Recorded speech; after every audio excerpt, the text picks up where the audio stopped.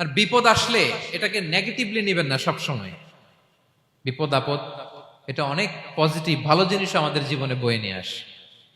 শাইখুল ইসলাম ইবনু তাইমিয়া আলাইহি রাহমা উনি বলতেন, খুব দামি কথা, খুব হেভি ওয়েট কথা, মনোযোগ দিয়ে শুনুন। তিনি বলতেন, যে নেয়ামত তোমাকে আল্লাহ থেকে দূরে সরায়, ওই নেয়ামতের চেয়ে বিপদ ভালো, যে বিপদ তোমাকে আল্লাহর দিকে ধাবিত করে। আই রিপিট, আমি আবারও বলি, যে নাজ নেয়ামত তোমাকে আল্লাহ থেকে দূরে সরিয়ে দেয়, সে নাজ নেয়ামতের চেয়ে ওই বিপদ আপদ ভালো, যে বিপদ আপদ তোমাকে আল্লাহর কাছে টেনে নেয়।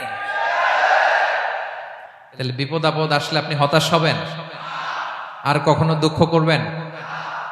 মোয়ারের ভাইয়েরা, আর মন খারাপ করবেন? আপনি খেয়াল করে দেখেন, বিপদ আসলে আমরা আল্লাহরে ডাকি বেশি। যখন অসুস্থ আপনি খেয়াল করেন তো, আল্লাহ আল্লাহ তুমি ছাড়া বাঁচানোর কেউ নাই, আল্লাহ তুমি হেফাজত করো, আল্লাহ তুমি সুস্থ করে দাও।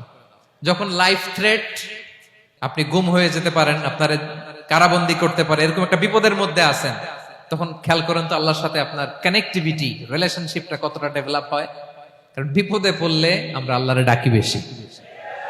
তাহলে বিপদ আপদেরও কিছু পজিটিভ সাইড বা দিক আমাদের জীবনে আছে না নাই?